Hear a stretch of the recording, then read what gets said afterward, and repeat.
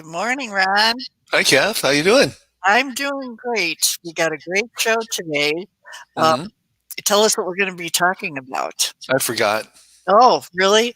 Here, I'll tell you what we're about. It's No. Oh, the there it types is. of retirement savings plans. Yeah. Yeah. Let's do that one.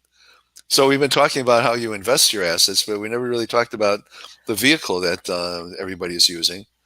So today we're going to talk about the various types of retirement plans, and I think this could be a nice reference for people. So I did a Google on retirement plans, and there's only one website that sort of went through the different types. So it will be the second one, and hopefully our listeners will enjoy it, and we'll see. We're going to go for it. Okay. Well, let's begin. All right. Well, let's talk about first how much is in retirement plans. And according to this firm, Statista, there's $30 trillion in retirement savings plans. And to put that in perspective, the gross domestic product of the United States is around 20 trillion. So it's bigger than that, but it's smaller than the U.S. stock market. The U.S. stock market is around 35 trillion. No, but it's still a lot of money. And the other thing I want to say on this slide is if we were looking at this slide 40 years ago, it would mostly be defined benefit. So things have changed a lot over the last 40 years. And we're going to talk about that. And then we're going to drill down into each type. So there's three broad types: defined benefit, defined contribution, and individual retirement account. That's the IRA. And then on the left side, you can see within that there are subtypes. So we're going to go through those, and there's 9 subtypes within the 3 majors. And then I added in profit sharing, which isn't really a pool of assets. It's just a place where you can participate in the profits of the firm, and then where that money goes could be in an IRA or it could be in a defined contribution plan. But we're going to talk about that too. So we're going to start with defined benefit on the next slide, Kath.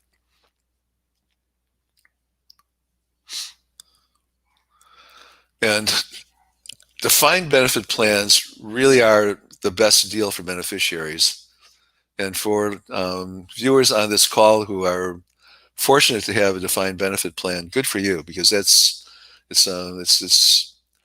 not nearly as popular as it was 40, 50 years ago. But in this type of plan, the employer basically arranges to pay you an annuity. So when you leave, you retire, he normally pays you something that's based on how long you work for him, and so your years of service, and then your average salary. So you could find yourself getting a large percentage of your salary replaced in retirement. And in some plans, it could even be that you're getting even more than you earned during retirement. And what I want to touch on here is the defined benefit plans really have been around for a long time. They were originally sort of used to pay soldiers. So in the Civil War, there was already defined benefit retirement plans. But then after the Depression of the 1920s, we first got Social Security in 1935, and the first check was written in 1940.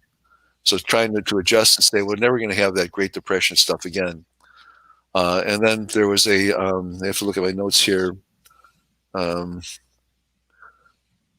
The Irs Act of 1921 sort of put defined contribution plans on the map because it made contributions by plan employers deductible. And then in 1942, there was a wage and price freeze because of the war. And what employers did was, because they couldn't increase the wages of the participants, they found ways to pay them more without violating any of the rules. And one of those ways was to offer a pension fund. So starting in 1942, that's when defined benefit plans really started to catch on. Defined contribution plans were really not used much at all. And then come 1978, I wrote this down too, the Retirement Act of 1978 made it legal and allowed plan participants to contribute to the plan. And that was sort of the beginning of the defined contribution plan. And what happened after that was really very interesting in hindsight. Defined contribution plans really started to catch on in the early 80s and started to replace defined benefit plans. So today, most of that 10 trillion in defined benefit plans is there with union plans and there with government plans. There's some corporate plans in there, but not very many. And what I'll say in terms of being grateful for the annuity is for the people who are watching this who are in a union plan or a government plan. There is a legitimate concern that those plans are generally underfunded. And they're governed by this pension act. It's called the Employee Retirement Income Security Act of 1974. So that's designed to protect plan participants. And in addition to that, that act created a guarantee corporation called the Pension Benefit Guarantee Corporation. And it does not cover government plans. So for those who are in government plans who are not very well funded, and I think that probably the most notorious two funds for not being funded enough are Illinois and California. And what goes on there is the actuaries calculate what the state needs to contribute each year, but then the governor, the state treasury, in these situations, the state of Illinois and the state of California doesn't contribute that amount. And no surprise, over time, there's not enough assets there to pay the promised benefit. So I'm telling you to be concerned about that because it's not covered by pension guarantee insurance. And secondly, the belief is that a state can't go bankrupt, but there have been cities who have gone bankrupt. So, And what happens when they go bankrupt? Is this the thing with? Actually, Chicago's been going through this. They, I don't know for sure, but normally when somebody goes bankrupt, do banks close? Do they lose everything? Do they just not have any police or any government people working? I would imagine that's there's got to be some of that, yeah. Yeah. And certainly there's normally in the case of bankruptcy, there's some sort of settlement where whatever you owe people, you go back to them and say, I owe you $100. I can give you 60 or I can give you 70, and they pretty much don't have no choice. They have to sell it for that. Right. In the case of union plans, I just researched some of this. This is concerning. The Pension Benefit Guarantee Corporation has separate pools of assets for multi-employer plans, unions, and a separate pool of assets for single employers. The single employer plan is fine. It's got enough money to cover the insurance. But the assets that are currently in the PBGC, Pension Benefit Guarantee Corporation, for multi-employer plans will run out in 2026, in 5 years. So what they're saying and what they said to Congress is we can honor the insurance, but we're going to only be able to pay about 10 cents on the dollar. So what that means, if you're promised $100 a month, you'll get $10 a month. So Congress is supposed to react to that and either put more money in the PBGC or do something to ward that off. But so I spent a lot of time on the defined benefit plan, but that's a really important plan. Those who are in defined contribution plans are taking all of the investment risk. So you're putting in some of your own money. We might as well go to the next slide, Kath, on defined contribution, please. You switch us around. I was on the right, and now I'm on the left. Yeah, and now you're on the top there. And now I'm on the top. I'm getting dizzy. It's your show. It's fun. So the key thing about defined contribution plans is that it can be just the employee's money, and the IRS doesn't want you to overuse it, so they'll let you contribute up to $19,500, and if you're over 50, you can put in another $6,500, so you can put in $26,000. And then most have an employer match, and that is a great incentive. If you are in a 401k plan and there is an employer match, you should use every bit of that. It might be up to 5%, up to 6%. That's like getting 100% return on your money just as soon as you put it in. So that's wonderful. And then when these things started in the late 70s, early 80s, they were undersubscribed. So the employer would offer the defined contribution plan, and the employee was not obligated to participate in the plan. And what they found out was that if you weren't obligated, the employees wouldn't opt in. And then behavioral scientists told the world something that was really intriguing. They said, if you automatically enroll them, you don't force them to be in, but you automatically enroll and let them know that they can opt out, they will not opt out. So it's like you put them in a little corner of the room and you say, now you can get out of this room if you want. And they go, no, I sort of like it here. This is good. Yeah, right. Well, they probably wait for other people to do it. And then also that means having to do some work to opt out. Well, yeah, and you have to think about it. And then all of a sudden you've got this benefit. And certainly if there's an employer match, it's a benefit. But it's also a benefit in that the contributions that employees make to the 401k are tax deductible. So they're not, they get to enjoy the growth of those assets tax free, and they get a lower tax bill because they've contributed. So when defined contribution plans went to automatic enrollment, that created a problem in that many of those folks who were automatically enrolled had no idea how to invest their assets. Mm-hmm. So what the employer had to do was invest those assets somewhere. And the common practice was to just put them in very safe assets, in treasury bills, basically, or what's called stable value. And then the Pension Protection Act of 2006 came out and identified three what was called qualified default investment alternatives, sometimes said QDIAs. And those three were a target date fund, a balanced account, and a managed account. A target date fund is something that starts out pretty aggressively for a young employee and then becomes more defensive as that employee gets close to retirement. And we've talked about this quite a bit on the Baby Boomer Investing Show. And I'm just remind listeners that I manage target date funds, and I have a strong belief that the participants are not protected as much as they should be at the target date. So what goes on with target date funds is there's pretty much agreement on being fairly aggressive for young people, but near the target date, the equity allocation ranges from 30 to 80%. And not only that, but much of the balance is not just in stocks, it's also in fairly risky long-term bonds. So that's my little segue into target date funds. A balanced account is what it sounds like. It'd be so much in stocks and so much in bonds, and it wouldn't adjust through time like a target date fund does.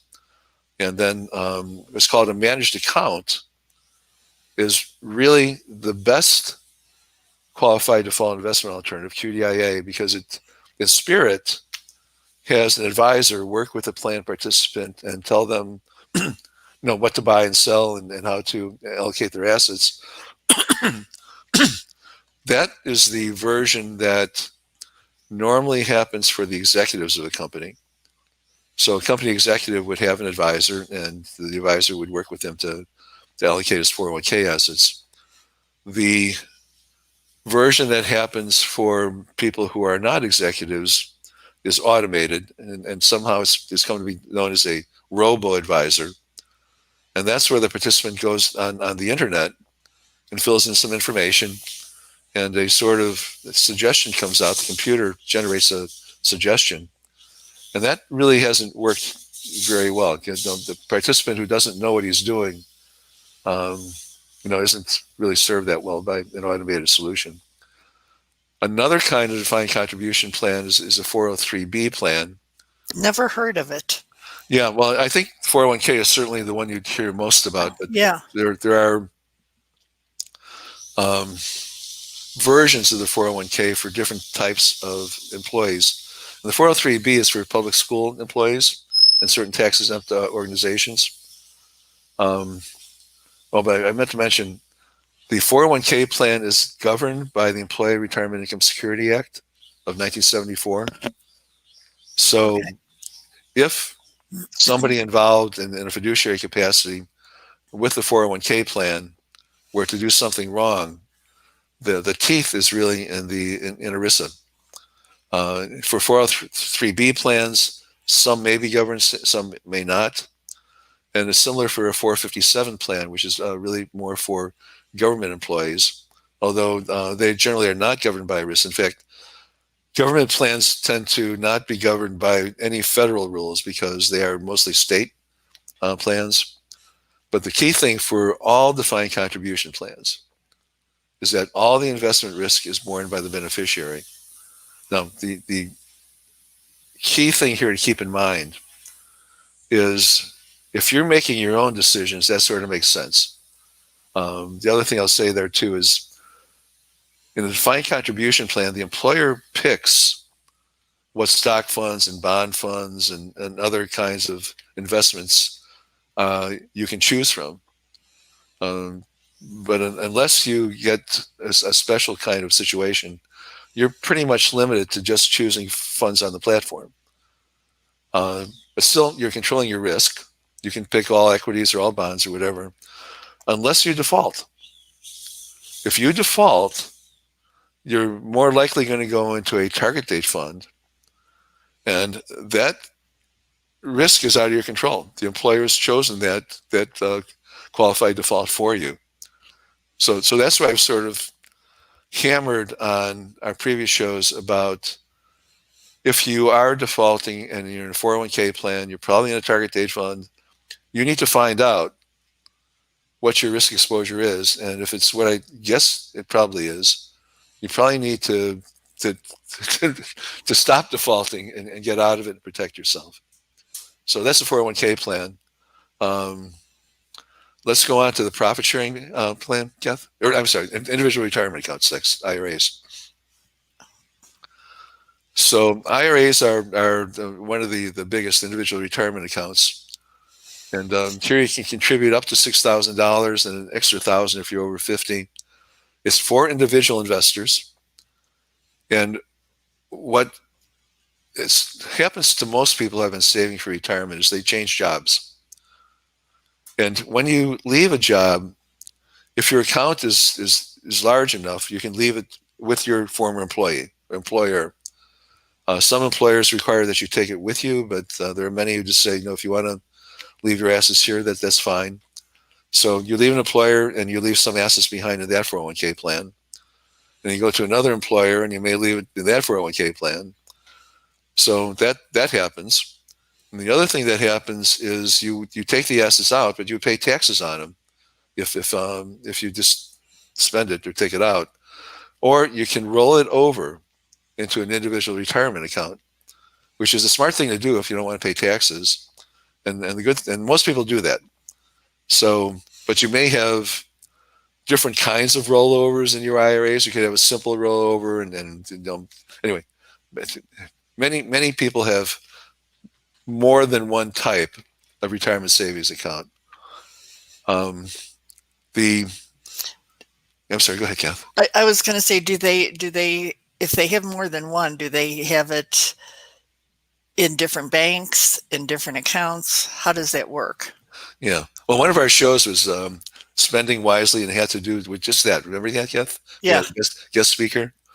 Many people have it in different banks. So if your former employer has a 401k plan and they were, an XYZ bank, that's where your money is.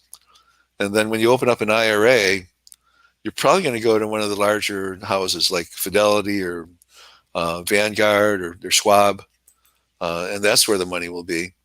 But one of the things our guest recommended is that you put it all in one place, just to keep it simple. Why have all these accounts? You got to manage them separately and figure out why you're doing that. So, but I'll even confess, I have 3 accounts and my wife has 2. All And I in was different places? no, they're all. I won't. Well, they're with Fidelity, but they could Okay. be with Vanguard or any place else. Um, but I started thinking, do we want to consolidate? We probably should actually. Yeah.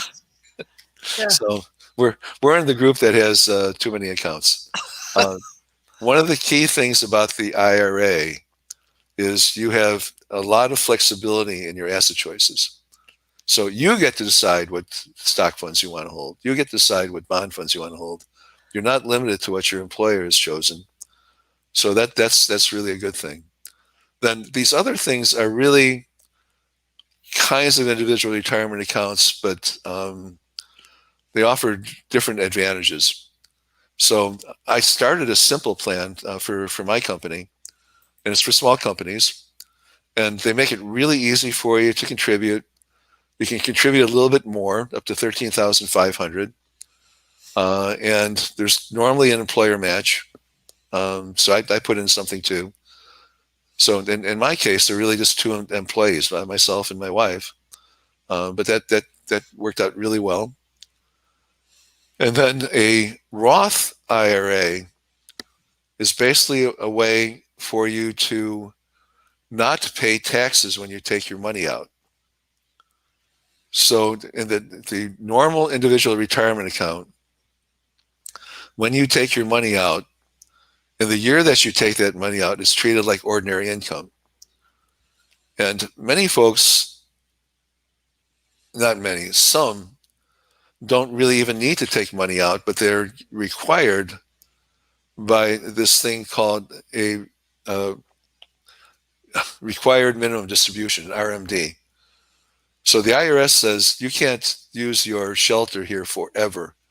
You've got to take some out. And I'm going to talk about that. Well, let me just talk about it now. There's a schedule, and they tell you how much you have to take out. So I just looked up one thing on for convenience. So at age 78, they use a number of years to start to take money out, and the number at age 78 is 20.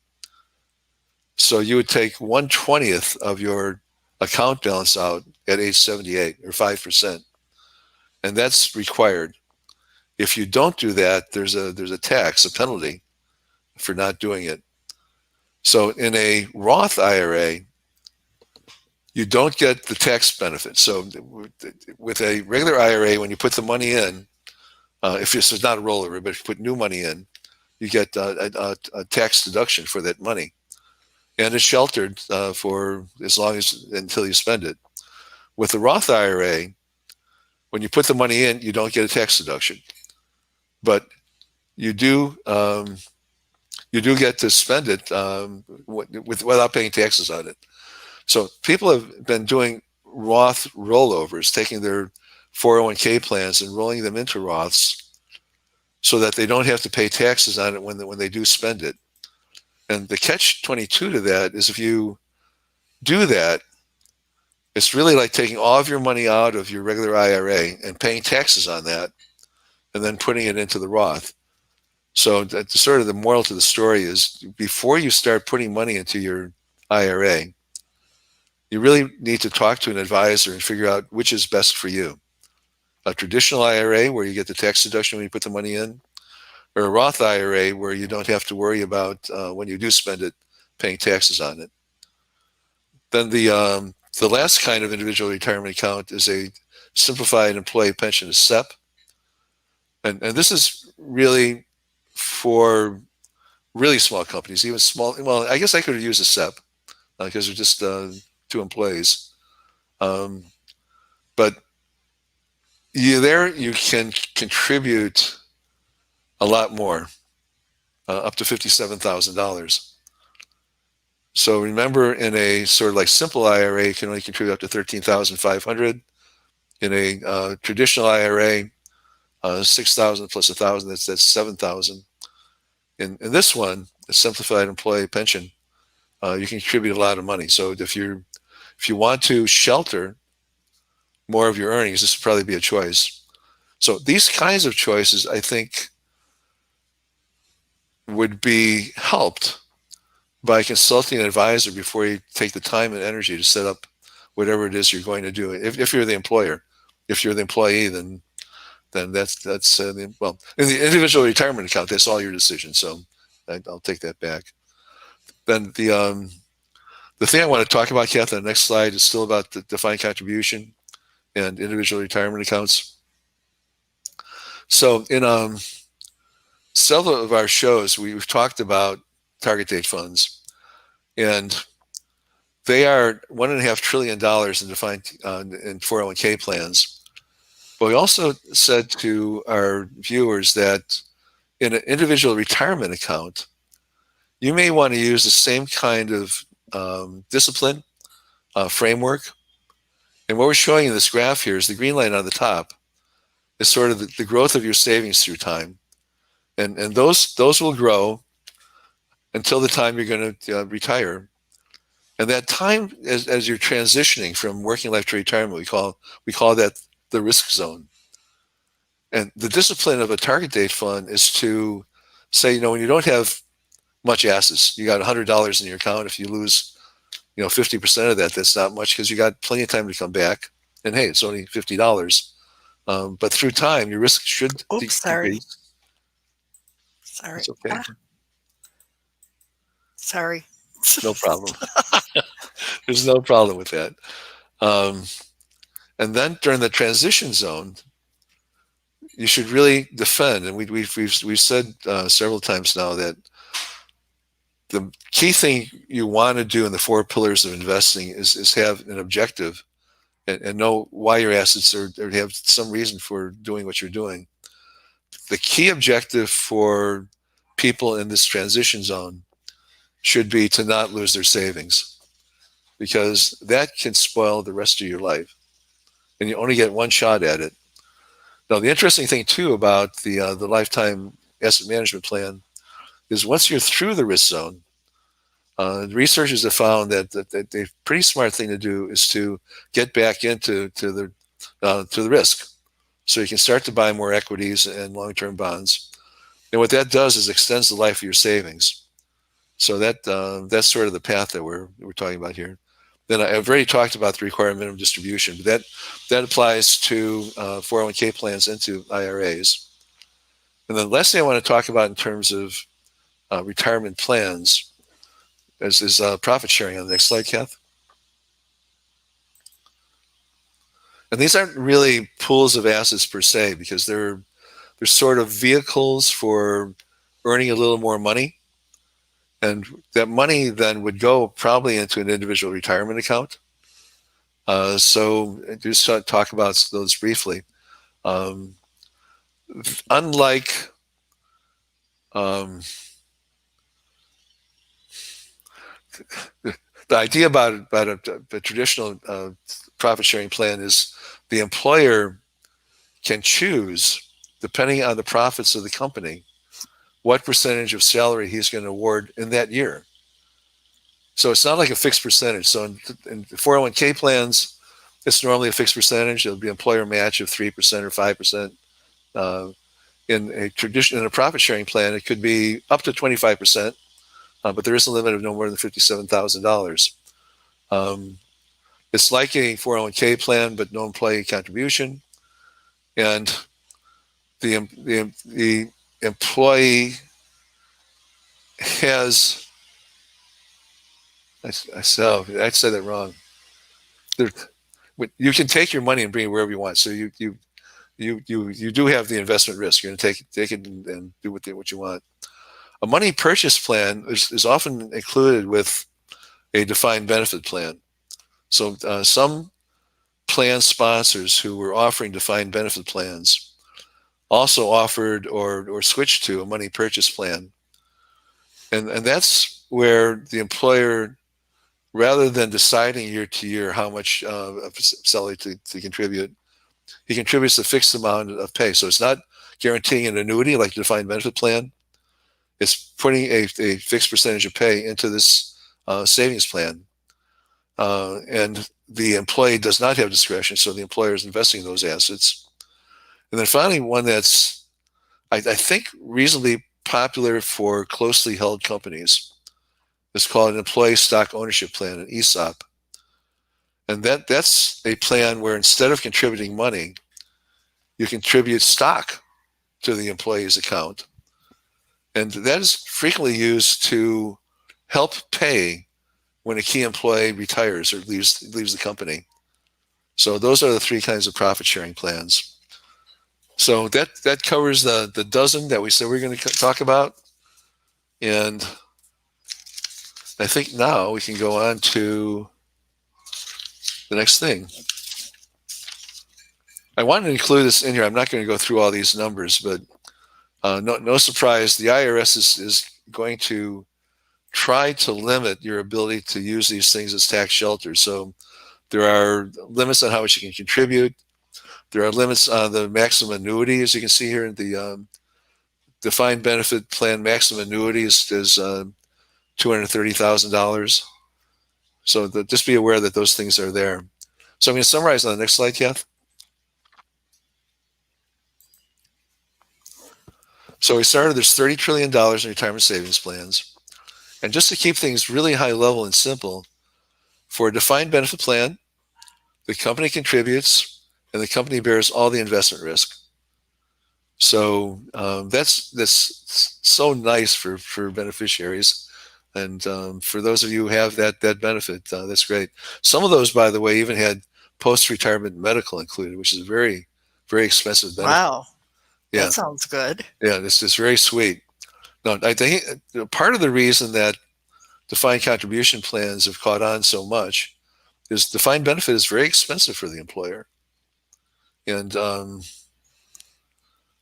there's also what was going on there is the Pension Benefit Guaranty Corporation charges an insurance premium. And it was pretty much working out that the healthy firms were paying the same premium as the unhealthy firms and sort of subsidizing the unhealthy firms. And that just doesn't square very well with people. Why should I pay for somebody else's insurance? So that's another reason that defined benefit plans are sort of becoming the dinosaurs. And defined contribution plans, which are becoming more popular every day, the company normally contributes, but the employee definitely contributes. The employee bears all the risk. There are limited investment choices, and the choices are selected by the employer. And for those who default, the employer chooses where that money goes, and it's normally a target date fund. Then an individual retirement account, an IRA, it's just the individual. That's all his money, no employer money. The individual bears all the risk, but he gets a lot of choices. I mean, he can choose whatever stocks or bonds or anything else that he wants to do. So just as a refresher, now that we've gone through the vehicles, I just want to do a quick refresher, Kath, on some of our previous shows. In our very first show, we talked about the basics of retirement savings. And the two obvious ones that we touched on were save enough. That's pretty good guidance. I think anybody would say that. And the second one is where we're concerned about baby boomers is don't lose it. So we're concerned that baby boomers are following what's going to be called the 60-40 rule. And that's just too much risk for people who are in what's called the risk zone. They're transitioning from working life to retirement. By the way, the youngest boomers are just now coming into this risk zone. So they're going to spend 15, 20 years transitioning. And we've been saying, we're not forecasting gloom and doom necessarily, but we're saying the odds of getting through the next 15 to 20 years without a market correction are really pretty slim, especially with all the things that are going on now. So what does it mean to save enough? That's on the next slide.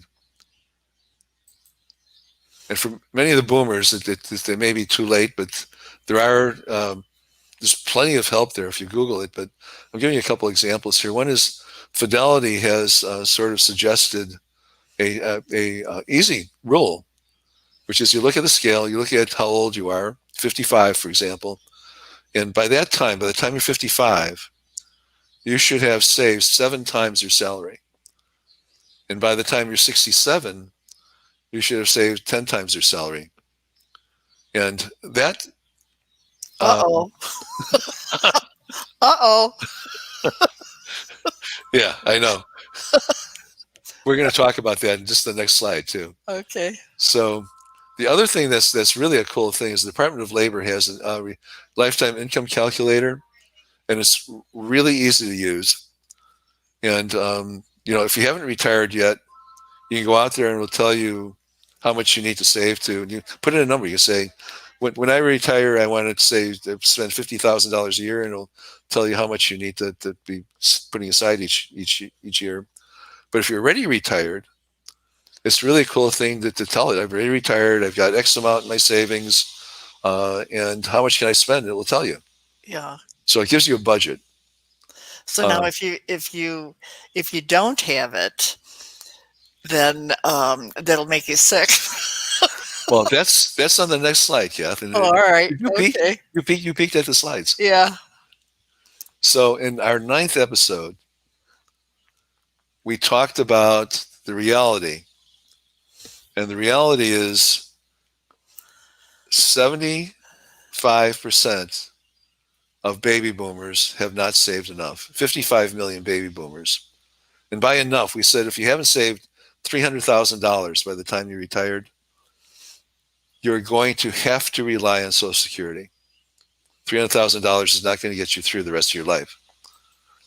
Then we defined the middle boomers as those who have saved between 300,000 and 2.5 million. And there's 20 million of those. And then the rich people are those who have saved more than 2.5 million. There's 5 million of those. Now, here's the thing about enough.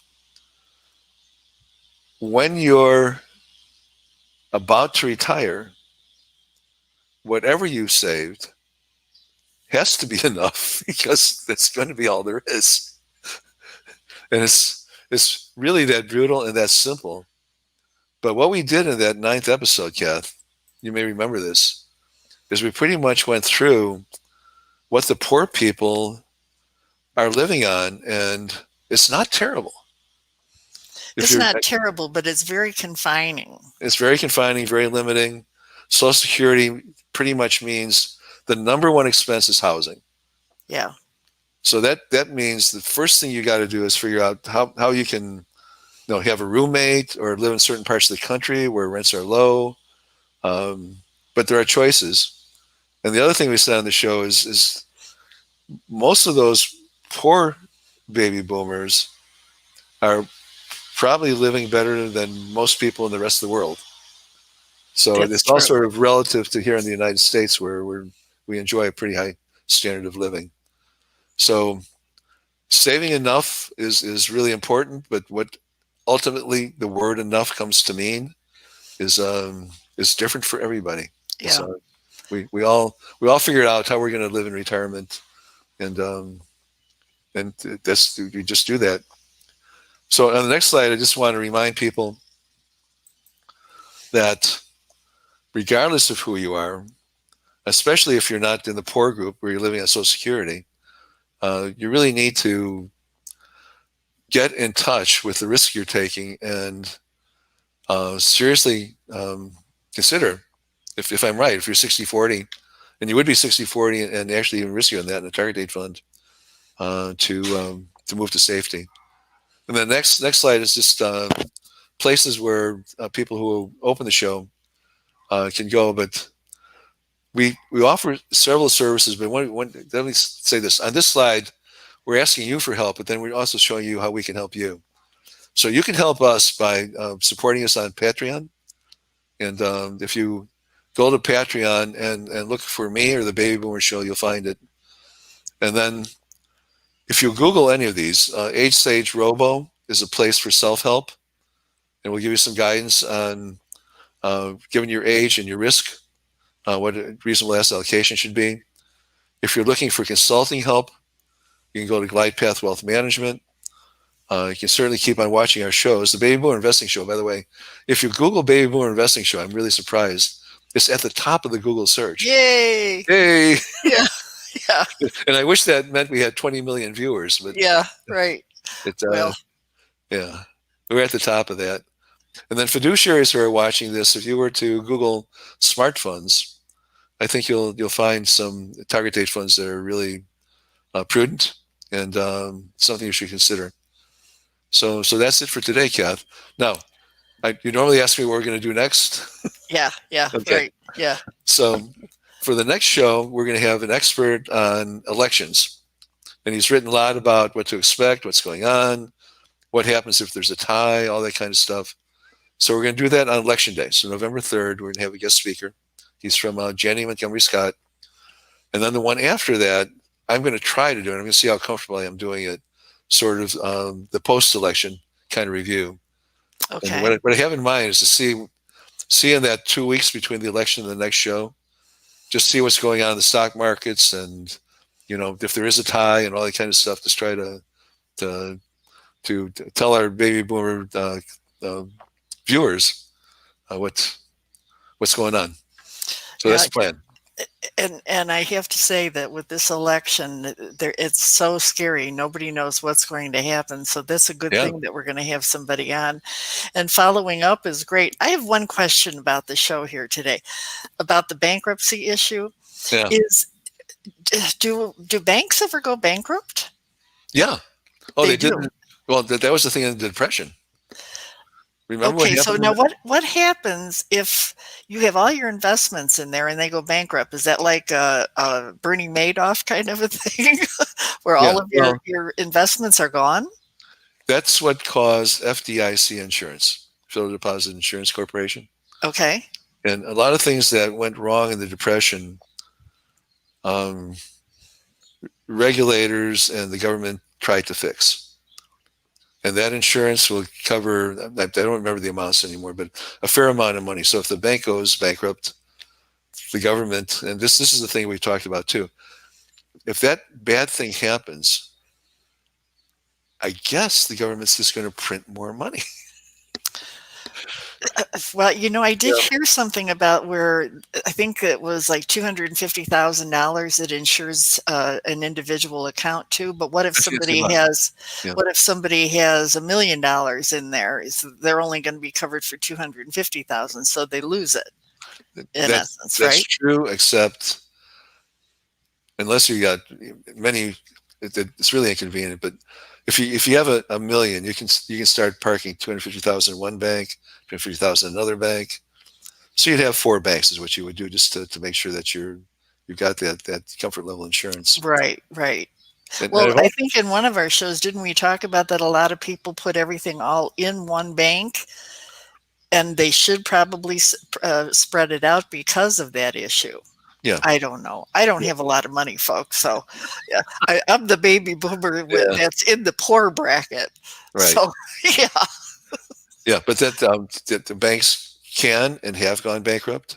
Uh-huh. And that's been backed up by the FDIC, Federal Deposit Insurance Corporation. Okay. So you can have some comfort there, but I think the limit might be 250,000. I think you might be right, but I'm not sure about that. So a little bit of comfort. Yeah. Yeah. But companies can certainly go bankrupt, and that's where the Pension Benefit Guaranty Corporation steps in. Mm-hmm. And just coming back to boomer viewers who are getting a union benefit, I don't know if the PBGC says we only covering a very small part of the benefit, if that's going to extend to current retirees, or if it would only be for new retirees. I just don't know how that would all work, but I think it's a very real threat. And the little bit that I've read seems like Congress isn't acting, but it needs to act pretty quickly to head off. That's a joke. Well, yeah. Again, sort of the answer that seems to be written on the internet is just put more money in the Pension Benefit Guaranty Corporation. Mm-hmm. Print more money. And we've talked about this now too. So we've seen $5 trillion in quantitative easing, and another $3 trillion has gone into COVID relief. And I just read just before the show started that President Trump had said a proposed 2.2 trillion additional funding for COVID isn't enough, and the markets went up. Oh boy. No, I'm all for humanitarian things like that. Yeah. That's great. But it just seems like nobody's counting.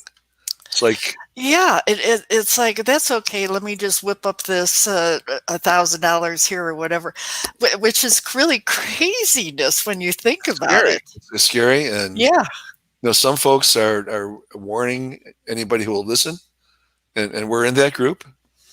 So just be concerned, and that the stuff I'm reading now is that we'll probably see deflation or disinflation, lower inflation first, for a variety of reasons.